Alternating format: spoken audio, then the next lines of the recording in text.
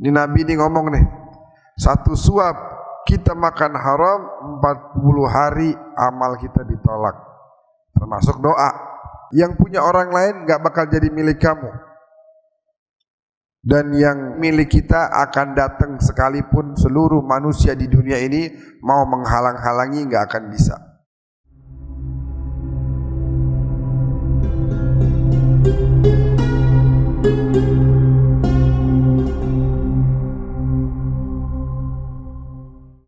Assalamualaikum warahmatullahi wabarakatuh. Bapak-bapak dan ibu yang dimuliakan oleh Allah, alhamdulillah kita dapat melaksanakan ibadah salat subuh berjamaah. Dan juga banyak tadi yang sebelumnya melaksanakan salat sunnah fajar yang kata baginda Nabi lebih baik dari dunia dan seisinya. Mudah-mudahan Allah Ta'ala kabulkan seluruh amal ibadah kita dan memberikan kepada kita begitu banyak kebaikan fid din wa dunya wal akhirah. Hari ini kita mau membahas tentang bahwa yang telah ditentukan oleh Allah, yang sudah ditakar oleh Allah tidak akan tertukar.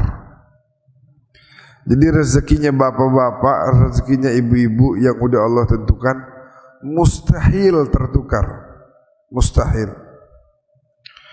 Makanya di sini Allah Ta'ala berfirman dalam surat Az-Zariyat ayat 22 dan 23. Allah berfirman, wa fis samai rizqukum wa ma tu'adun fa wa rabbis samai wal ard innahu lahaqqun mithla ma annakum tantiqun. Kata Allah dalam Al-Quran surat Az-Zariyat ayat 22 dan 23, dan di langit terdapat rezekimu dan apa yang dijanjikan kepadamu. Dan maka demi Tuhan, sungguh apa yang dijanjikan itu pasti terjadi. Jadi kita punya rezeki nih Pak, udah ada. Dan Allah bersumpah atas nama dirinya sendiri bahwa yang telah dijanjikan itu pasti akan sampai kepada kita. Kita diberikan oleh Allah, ditakdirkan dapat A, B, C, D, E, dan itu semua udah ada di langit. Dan Allah menyebutkan itu semua pasti akan sampai kepada kita. Ada orang terus tanya begini, kalau begitu tidur aja gak usah kerja, tidur aja di rumah, gak usah kerja. Kalau emang udah pasti ada dan pasti dapat, buat apaan kerja? Nah ya, itu salah satu syubhat yang kalau kita baca di surat Al-Muluk itu kita semua udah hafal ayatnya. Allah Ta'ala berfirman, huwallazi ja'ala lakumul arda dhalulan famshu fi manakibiha wa kulu min rizqihi wa ilaihi an-nusyur. Dialah Allah yang telah menjadikan bumi mudah bagi kita. Famshu fi manakibiha, maka jalanlah engkau, baru nanti wa kulu min rizqihi, makanlah dari rezeki-rezekinya Allah. Gak bisa kita hanya duduk berpangku tangan di rumah, udah dah rezeki kan katanya udah ditentuin, saya nunggu aja di rumah dah, ntar juga datang. Gak bisa begitu. Kalau begitu, maka untuk apa para nabi dan rasul berdagang? Untuk apa para nabi dan rasul menggembala domba, kambing, sapi? Ya, itu semua adalah menjadi sebab-sebab yang dengan itu nanti Allah akan berikan rezeki kita. Jadi rezeki mah ada, rezekinya ada, tinggal kita diminta untuk berikhtiar supaya bisa mendapat rezeki tersebut. Kenapa rezekinya termakhzun? Apa artinya makhzun? Kenapa rezekinya dirahasiakan. Tujuannya supaya kita ada ikhtiar. Dan nanti ada hikmah-hikmah lainnya yang membuat rezeki kita akan semakin menjadi bertambah dengan hal-hal tersebut. Jadi telah dipastikan dalam Al-Quran, wa fis sama'i rizqukum wa ma tu'adun. Di langit itu udah ada rezeki kalian dan semua yang Allah janjikan kepada kalian nggak bakal ketuker. Yang sudah tertakar tidak akan tertukar. Misalnya nih, kita datang ke satu tempat mengharap dapat rezeki di situ, ternyata nggak dapat. Nah, berarti memang bukan di situ rezeki kita, tapi jangan khawatir. Pasti akan datang rezeki tersebut dari jalan yang lain. Dan duduknya kita di antaranya di sini bagian dari rezekinya Allah. Kita bisa duduk di sini, itu bagian dari rezeki yang telah Allah berikan kepada kita. Karena jujur-jujuran aja Pak, jam segini di luar umat Islam, kira-kira masih ada nggak yang tidur? Ada nggak yang masih tidur? Hah? Tanya ada apakah? Jawabannya banyak. Ada berarti ya? Ada ya, banyak. Na'udzubillah min dzalik. Ini kan bagian dari rezeki nih. Di mana kita bisa duduk di sini, salat berjamaah, bahkan diawali dengan salat sunnah fajar yang kata Nabi khairun minad dunya wa ma fiha, lebih baik daripada dunia dan seisinya. Ini dunia dan seisinya ada apa nih? Ada duit, ada berlian, ada batu bara, ada emas, ada semua nih kekayaan bumi. Kata Nabi, dibandingin 2 rakaat belum subuh, belum 2 rakaat sebelum subuh, bukan bicara 2 rakaat subuh, 2 rakaat sebelum subuh, itu 2 rakaat yang sebelum subuh tadi lebih baik dan lebih besar rezeki yang kita dapat dari Allah Subhanahu wa taala. Sehingga satu anugerah yang begitu besar, di mana kita bisa masih menjalankan ibadah-ibadah yang telah diwajibkan oleh Allah kepada kita. Ini sekarang orang pada ngomongin, ada orang korupsi 271 triliun. Itu duit bakal apaan tuh duit? Dicari-cari, orang cari-cari duit. Nah, kita nih dengan sholat 2 rakaat tadi, jangankan 271 triliun yang baru dimiliki oleh satu orang. Orang terkaya di dunia, 1000 orang terkaya suruh kumpul ama yang tadi kita dapat sejam yang lalu, banyakan kita. Tinggal mau percaya nggak sama Nabi Muhammad. Nabi udah ngomong begitu, percaya apa kagak? Itu jawaban, itu pertanyaannya, dan harus dijawab oleh diri kita masing-masing. Karena Nabi tidak berbicara melainkan wahyu. Nanti kita bakal kaget-kaget. Ya Allah, ini banyak amat nih pahala saya. Pas ditimbang, romannya kagak sebanyak ini dulu ibadah saya. Oh iya, ini ibadah yang kamu anggap kecil, besar ternyata pahalanya dari Allah. Ibadah yang kamu anggap sedikit, ternyata segini yang diberikan. Maka dengan mudah nanti amal ibadah itu akan mengalahkan timbangan dosa dan maksiat kita, insyaallah. Baik. Dalam sebuah hadis Nabi bersabda begini, la tastabti'ur rizqa fa innahu lam yakun 'abdun liyamut hatta yablughahu akhiru rizqin huwa lah. Jangan kita ini terburu-buru sama rezeki. Jangan kita ini tergesa-gesa. Nabi bilang, fa innahu lam yakun 'abdun liyamut. Enggak akan ada seorang hamba meninggal sebelum dia dapat rezekinya itu secara sempurna. Enggak mungkin tuh hamba meninggal kecuali pasti semua rezeki yang menjadi miliknya diberikan oleh Allah. Fattaqullah, maka bertakwalah kepada Allah, wa ajmilu fit talab, dan perindahlah dalam meminta rezekimu tersebut. Rezekinya mah ada, Tinggal gimana cara kamu meminta dengan baik, dengan cara-cara yang sopan, dengan kata-kata yang indah. Kata Nabi, akhdhul halal wa tarkul haram. Ambil yang halal.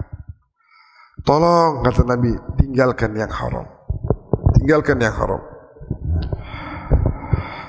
Alladzi li ghairik la yasil ilaik walladzi qusim lak hasilun ladik. Yang punya orang lain enggak bakal jadi milik kamu. Dan yang menjadi milik kamu pasti akan sampai kepadamu. Jadi orang lain dapat rezeki, misalnya beli apa? Beli motor. Nah, kita harus tahu bahwa memang itu rezekinya dia. Dan kita cukup berdoa kalau mau. Berdoa, ya Allah, mau juga dong rezeki yang kayak begitu. Boleh doa. Yang enggak boleh hasud. Itu orang beli gituan, duit dari mana dia? Oh begini, itu hasud namanya. Duit dari mana? Paling kredit tuh dia, ntar 3 bulan juga datangnya nama Ambon. Waduh, datangnya nama Ambon. Bulan pertama bayar, bulan kedua begitu. Nah, kita berhusnudzon, berprasangka baik bahwa rezeki mah insya Allah nggak ketukar. Rezekinya dia, ya udah rezekinya dia. Rezeki kita nanti akan dapat juga. Sambil minta, ajmilu fit talab, akhdhul halal, ambil yang dengan cara yang halal dan tinggalkan yang haram. Kita mendengar misalnya ada kemudian orang yang korupsi. Nah, gimana itu? Apakah mereka memang itu bagian rezekinya mereka atau gimana? Orang korupsi tadi contohnya 271 triliun. Apakah itu rezekinya mereka? Nah, bukan. Karena mereka tadi melupakan nasihat Nabi, akhdhul halal wa tarkul haram. Kalau mereka sabar aja, itu rezeki pasti ada dan cukup, nggak bakal kurang. Kenapa harus mengambil hak orang lain? Kenapa yang punya masyarakat, punya rakyat ini dirampas? Padahal rumah udah punya. Sampai nikahnya kemarin di Jepang. Itu orang mewah-mewahan banget. Lah, duit udah punya. Tabungan ada. Mobil punya, rumah gede, kerjaan ada. Itu kan cukup. Kenapa? Itu seakan-akan dia, orang-orang yang korupsi ini, apalagi yang muslimin, mereka tuh imannya masih perlu diperkuat lagi. Kenapa? Karena mereka seakan-akan tidak yakin bahwa besok ada juga rezeki. Kenapa harus ambil punya orang? Tenang aja, yang tertakar tidak akan tertukar. Wa fis sama'i rizqukum wa ma tu'adun. Dan di langit ada rezeki-rezeki yang telah Allah tetapkan untuk kalian, dan apa yang telah Allah janjikan untuk kalian. Maka hendaknya kita untuk meminta dengan cara yang baik. Sekarang pertanyaannya, kalau yang disebut rezeki itu udah ditakar sama Allah, bisa nggak kita nambahin rezeki itu? Bisa. Bisa banget, bahkan bisa banget. Kan kita dengar ayat misalnya in syakartum la azidannakum. Kalau kalian bersyukur, maka saya akan tambah. Itu biasanya kita suka dengar dicontohkan seperti orang ngasih hadiah buat kita. Bini kita nih Pak, bini kita ngasih hadiah, beliin kemeja. Dia nabung terus dia beli kemeja. Begitu dikasih, kita malah responnya nggak baik. Ini apaan nih? Kamu ngasih apaan? Jelek banget nih, nggak bagus. Nggak mau pakai. Nah, dengan kita berkata seperti itu, bini kita bakal marah, bakal kecewa. Kok begini sih? besok gak bakal dibeliin lagi kita. Tapi kalau responnya kita baik, waduh cakep bener nih, oh besok saya mau pakai, kebetulan ini bagus banget nih, besok ada acara. Wah, dia girang, dihargai, dan dia akan terfikir lagi mau ngasih lagi karena dia senang dihargai pemberiannya. Walillahil matsalul a'la. Allah ketika memberikan kepada kita, kita harus pandai-pandai bersyukur. Makasih Allah. Biar ditambah, biar apa yang telah menjadi rezeki kita itu nanti akan ditambah. Kita pernah dengar dalam hadis qudsi di mana Allah mengatakan di situ, ya bena Adam, wahai anak Adam, ini semuanya, fa in radita bima qasamtuhu lak arahtu qalbaka wa badanaka wa kunta indi mahmuda. Ini saya udah kasih nih rezeki buat kamu. Kalau seandainya kamu mau menerima dan bersyukur, maka aku akan menjadikan badanmu dan hatimu tenang, nyaman, bahagia, dan sungguh engkau mulia di hadapanku. Kita dikasih rezeki nih Pak, sebulan gajian misalnya 3 juta rupiah, contoh. Waktu nerima kita bilang sama Allah, terima kasih Allah, rezeki yang begitu indah dan berharga buat saya bisa beli makan buat anak saya. Ya Allah, saya keingetan di sono masih banyak yang gak ada rezekinya, yang makan aja susah, yang hidup susah. Alhamdulillah saya masih ada tempat tinggal, saya dikasih rezeki halal, saya bisa beli makan, saya bisa ajak jalan anak saya main-main sedikit. Ya, terima kasih banyak ya Allah. Nah, itu jumlahnya yang segitu akan ditambah. Dan kita yang nerima itu akan tenang hatinya, bahagia, serta yang 3 juta itu bisa kita nikmati. Tapi begitu kita dapat ini duit misalnya, ya Allah, ini kenapa duit segini doang? Bisa bakal apaan? Ini kurang. Ya Allah, cuman segini mah saya buat apaan kalau cuma segini doang? Nah, kata Allah yang model begitu, hatinya gak bakal tenang. Ya bagaimana mau tenang? Baru dapat udah ngeluh. Bukannya disyukurin dulu, malah dia langsung mengeluh. Dan Allah mengatakan, la usallitanna 'alaika dunya tarkudu fiha raqdal wuhushi fil barriyah thumma la yakunu laka minha illa ma qassamtuhu lak wa kunta 'indi madhmuma. Orang yang model begitu, dia bakal lari mencari rezeki tambahan barat, timur, utara, selatan, seperti seekor binatang buas yang sedang mencari mangsanya, lari ke sono, lari ke sini. Dan kata Allah, nggak bakal dapat kecuali yang sudah saya tetapkan untukmu. Dan engkau tercela di hadapanku karena tidak pandai menghargai pemberianku. Jadi bagaimana kita menghargai pemberian Allah dan mensyukurinya, menikmatinya, maka baik jumlahnya juga keberkahannya akan ditambah.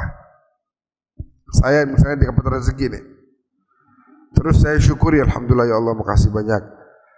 Ini yang sekian ini yang dianggap kurang akan bisa buat makan, bisa buat biaya sekolah anak, bisa nanti buat bahkan bantu tetangga yang membutuhkan. Jadi bukan hanya jumlahnya yang bertambah, keberkahannya bertambah. Kam wa kam, berapa banyak orang duitnya banyak tapi berasanya kurang terus. Banyak duitnya tapi berasanya kurang terus. Karena apa? Tidak pandai mensyukuri. Coba kita belajar nanti Pak, ngelihat petani-petani di desa-desa kerja di sawah, tersiang dia bawa rantang, dia makan nasi sama sayur, sama sambal, sama tempe. Dia makan dengan senyuman yang begitu indah di wajahnya. Nikmat benar. Karena apa? Akhdul halal. Makannya halal. Sedangkan ada di luar sana para koruptor, para pencuri, para perampok hak-hak orang lain, itu duit banyak tapi dia kagak bakal dapat yang namanya ketenangan. Tadi Allah bilang, kalau kamu dapat yang halal, arahtu qalbaka wa badanaka, aku jadikan tenang hati dan badanmu. Tapi koruptor kagak pernah tenang. Ya ketahuan gak nih ya saya ngambil duit? Tadi ada yang lihat apa enggak ya? Tadi kira-kira KPK denger enggak ya saya ini merampas hak rakyat? Tidur kagak nyenyak, bangun ketakutan lagi. Kenapa? Karena dia terburu-buru, tergesa-gesa. Dia lupa bahwa Allah sudah menetapkan baginya rezeki, besok ada, lusa ada, tenang aja. Tapi enggak. Saya mau ngambil aja dah yang punya orang. Saya mau rampas aja milik orang. Akhirnya membuat hidupnya jadi gelisah. Na'udzubillah min dzalik. Jadi rezeki mah ada aja. Rezeki mah ada aja. Usaha harus. Tadi misalnya ada orang bilang, kalau emang rezeki udah diatur, saya mau tidur aja di rumah. Mau ngapain kerja? Nah, jadi memang rezekinya udah diatur, tapi dirahasiakan oleh Allah. Makhzun, supaya langkah-langkah ikhtiar tetap kita kerjakan. Bagaimana surat Al-Mulk tadi ayat huwallazi ja'ala lakumul arda dhalulan famshu fi manakibiha, berjalan melangkah kau di muka bumi ini, wa kulu min rizqi, nanti kalau udah berjalan nanti akan dapat rezeki, wa ilaihin nusyur. Kita mendengar misalnya di zaman Nabi ada dua orang kakak beradik, yang satu kagak mau kerja, sholat, puasa, baca Quran, zikir, itu aja kerjaannya. Bininya sama anak-anaknya nggak dicariin rezeki sama dia. Yang demikian itu kemudian membuat saudaranya kerja lebih daripada biasanya. Biasa dia kerja bakal bini sama anak-anaknya mungkin sehari katakan 8 jam. Ngelihat ponakan-ponakannya sama iparnya ini nggak dapat rezeki, dia kerja ekstra, tambah jadi 10 jam, 12 jam demi menafkahi juga keluarga dari saudaranya ini. Sehingga dia kerja itu pagi ketemu nanti malam lagi, begitu terus. Diomongin sama para sahabat, itu kakak beradik lain banget ya. Yang atu Masya Allah sholatnya luar biasa, puasa mulu, baca Quran kagak sedikit tiap hari, zikirnya terus gak lepas. Yang atu lagi terlalu cinta sama dunia, kerja aja kerjaannya. Sholat cuma timbang yang wajibnya doang, baca Quran sedikit, zikir sedikit. Oh ini dong nih contoh saudaranya nih, hebat ibadahnya. Disampaikan kepada Nabi. Kata Nabi, oh salah, kalian salah. Terbalik. Yang kerja itu yang mulia di sisi Allah. Yang ibadah mulu itu hina. Sebab dia melupakan kewajiban dia sebagai kepala keluarga. Artinya melangkah berikhtiar mencari rezeki itu wajib. Kita tidak hanya hidup ini terkait dengan ibadah kepada Allah saja, tidak, ada kewajiban-kewajiban kita sebagai manusia. Bahkan Siti Hajar yang kita udah dengar ceritanya kemarin berapa waktu lalu ketika hari raya Idul Adha, betapa beliau sebagai seorang ibu berikhtiar berjalan dari Safa ke Marwa yang jaraknya kurang lebih 400 meter, bukit bebatuan, naik ke atas bukit Safa, ngelihat kanan kiri, ada nggak ya sumur di sini? Kagak ada. Lari ke bukit Marwa, naik ke atas bebatuan itu, cari kanan kiri, oh kagak ada. oh jangan-jangan ada kali di sofa tadi, cuman saya nggak ngelihat. Balik lagi ke sofa, naik ke atas, tengok kanan kiri lagi, kagak ada. Tetap jiwa keibuannya nggak berhenti. Dia turun lagi, dia balik ke marwah, karena dia melihat anaknya menangis, sehingga dia harus mencari air. Lari lagi ke bukit 7 kali bolak-balik.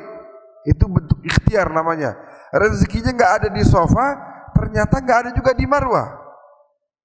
Ketika Nabi Ismail menangis-nangis, meronta-ronta, dan kemudian kakinya bergerak-gerak, muncullah keluar dari kakinya itu, dari bawah kakinya tanah dan batunya itu, kemudian keluar air yang sampai hari ini kita minum dan terasa keberkahannya, air Zam-Zam. Jadi ikhtiar mah jalan aja Pak. Saya begitu, saya ngajarin teman-teman saya di, kebetulan kita punya usaha travel, jalan aja, usaha aja, tawarin aja, ntar rezekinya dari arah yang lain. Ini kita ngomong sama orang nih ayo ada ibadah umrah nih, fadhal antum kalau mau umrah, tawarin sono, tawarin sini, bilangin ini kagak ada yang mau ikut, tapi ada rezeki dari yang lain. Belum tentu rezeki itu dari yang ada di depan mata kita aja. Terkadang datangnya dari tempat yang lain. Yang penting ikhtiar, jalan terus, jangan berhenti.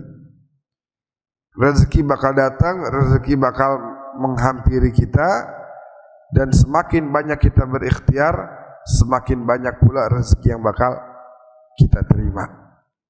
Baik rezeki sifatnya materi atau juga karunia yang berupa iman, berupa semangat dalam ibadah. Itu rezeki yang luar biasa dari Allah Subhanahu wa taala.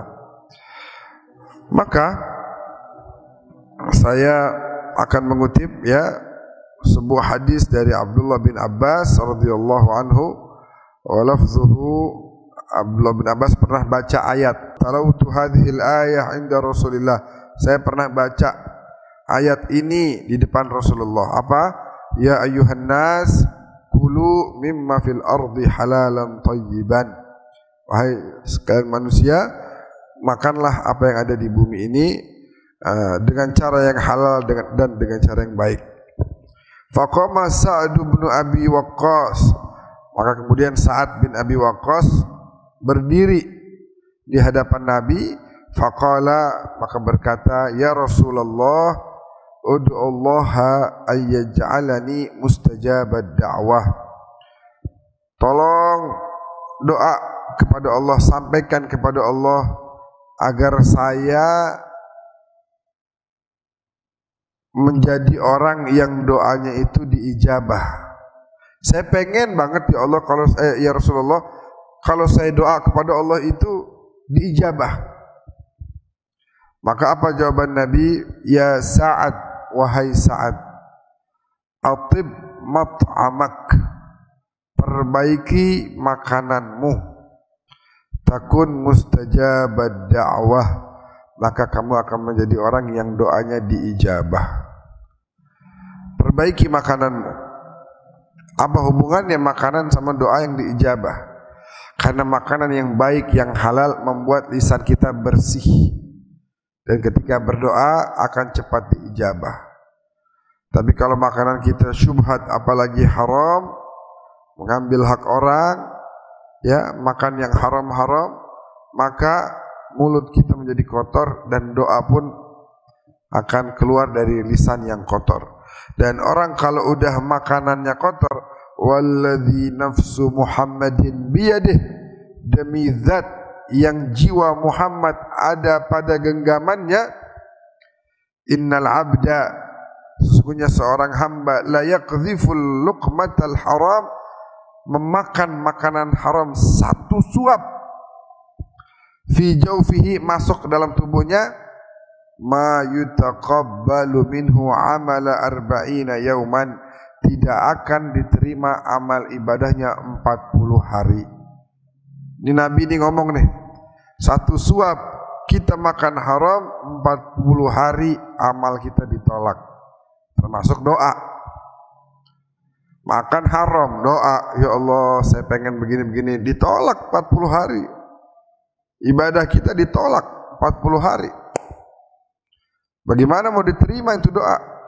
Lah amal kita semua ditolak 40 hari. Wa ayyuma 'abdin nabata lahmuhu minas suh war riba fannaru aula bih.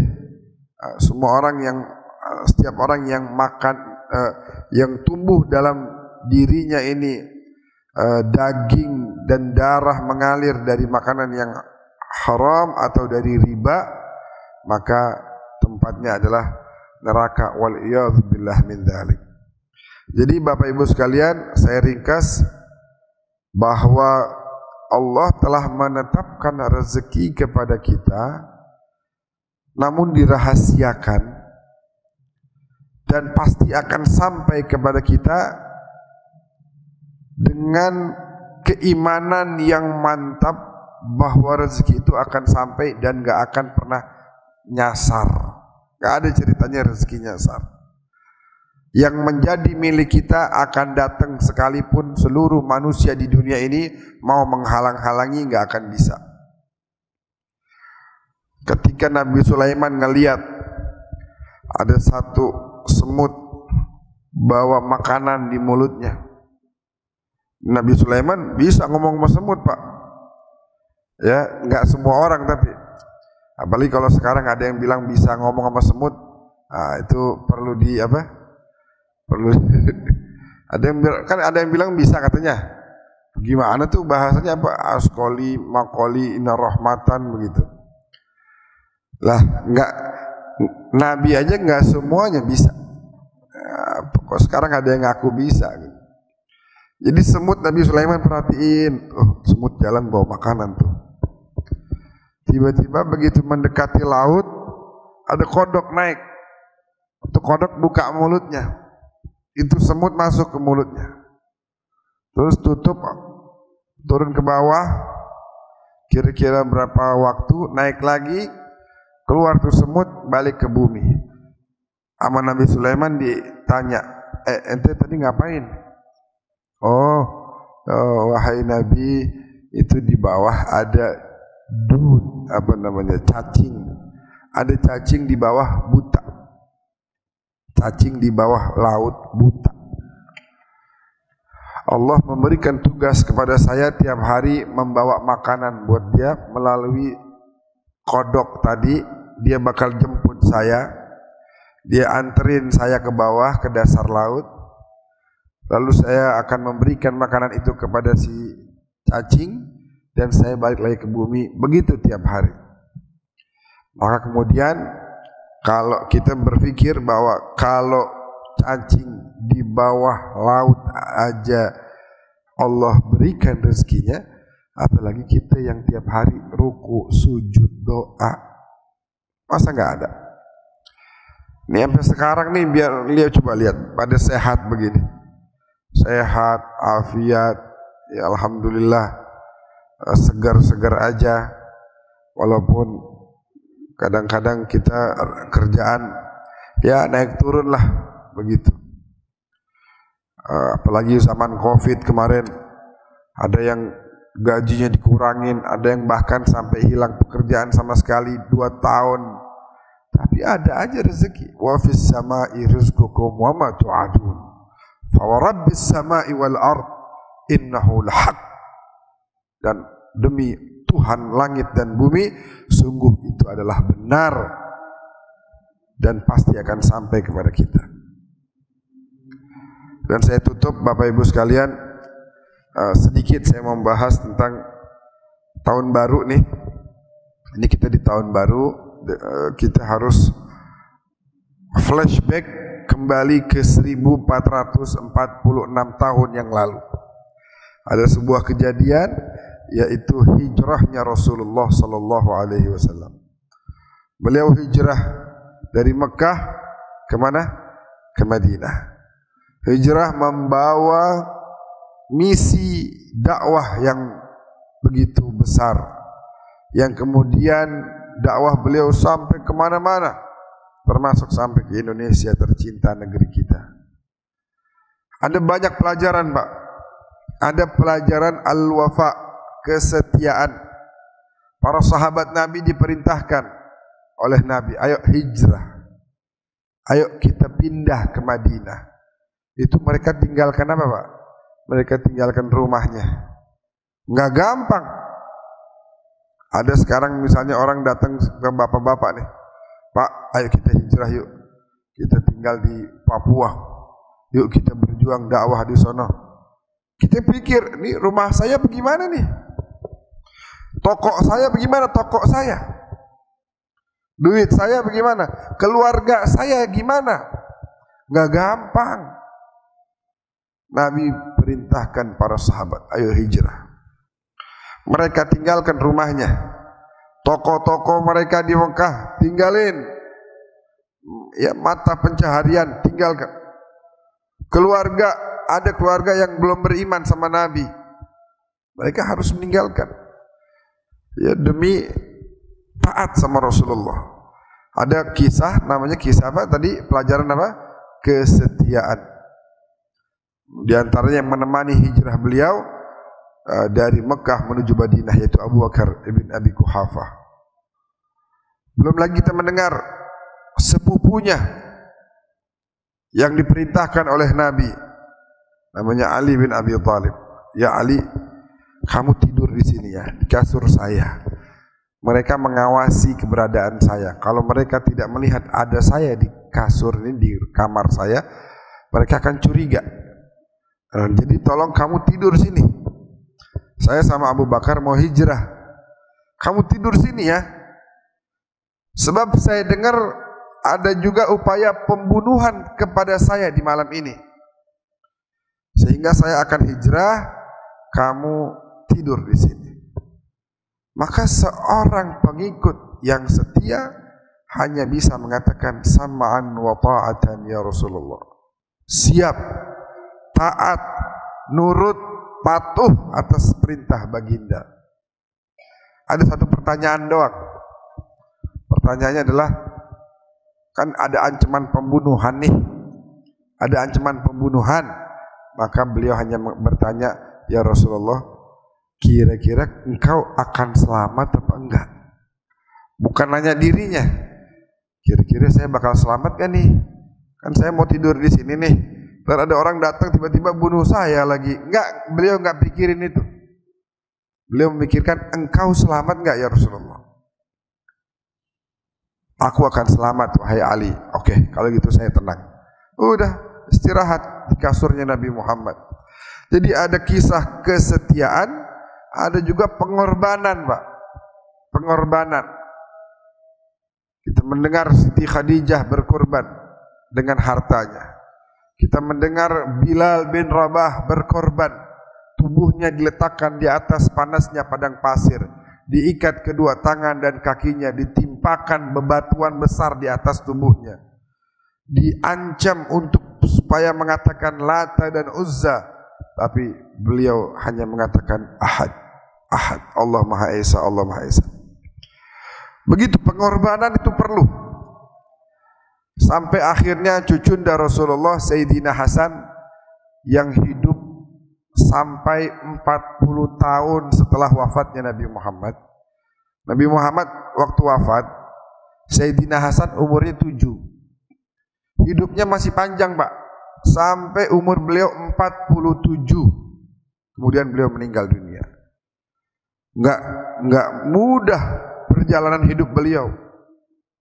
Dikhianati oleh orang-orang yang mengaku cinta pada dirinya, ditusuk ya kakinya dalam sebuah perjalanan oleh sebuah pedang belati yang sampai menyentuh dan menusuk kepada tulangnya. Belum lagi beliau diracun dengan racun yang merusak seluruh organ tubuhnya. Akhirnya beliau menjemput syahadah di umur 47 tahun, berkorban. Begitu juga adiknya. Waktu Nabi wafat, umur Sayyidina Husain 6 tahun. Hidup masih 50 tahun sampai umur 56. Begitu juga berkorban demi Islam. Ketika waktu itu sudah ada orang yang jahat yang ingin merusak ajaran Islam, beliau berkorban. demi agama yang dibawa oleh datuknya yaitu Rasulullah sallallahu alaihi wasallam beserta para keluarga dan para sahabatnya berjuang demi Islam. Maka kita harus belajar dari beliau-beliau semua itu untuk juga memiliki semangat yang tinggi. Yang punya ilmu berkorban dengan ilmunya, sampaikan, ajarkan. Yang punya harta, sisihkan sebagian untuk Islam. Yang punya waktu, tenaga, pikiran, ya, yang punya kekuasaan nih menjadi pimpinan-pimpinan di negeri ini, gunakan jabatannya itu untuk kemaslahatan kaum muslimin, untuk membantu perjuangan yang sedang dilakukan oleh orang-orang saleh, oleh orang-orang di Palestina, para pejuang, oleh para pendakwah yang ada di negeri kita tercinta Indonesia. Jangan sampai kita terpecah belah. Al-Quran tegas mengatakan wa'tasimu bihablillahi jami'an. Al-Quran tegas mengatakan innamal mu'minuna ikhwatun fa aslihu baina akhwaykum. Nabi dengan tegas mengatakan juga di akhir hayatnya, la tarji'u ba'di kuffara. Jangan kalau saya udah enggak ada kalian balik kepada kekufuran. Yadribu ba'dukum riqaba ba'dhin. Saya khawatir, saya takut, saya enggak mau, kata Nabi, nanti sebagian dari kalian menghantam sebagian yang lain, menindas, memukul, menghardik, mencaci. Saya enggak mau. Wa'tasimu bihablillahi jami'an. Bersatu padulah kalian dalam tali Allah. Nah, hari ini kalau ada orang yang berupaya memecah belah antara kaum muslimin, kita doain biar Allah kasih hidayah, karena mereka juga umatnya Nabi Muhammad sallallahu alaihi wasallam. Harapannya mudah-mudahan kita semua dapat ridhonya Allah, dapat cintanya Rasulullah sallallahu alaihi wasallam. Amin ya rabbal alamin. Saya rasa cukup dulu sampai di sini. Assalamualaikum warahmatullahi wabarakatuh.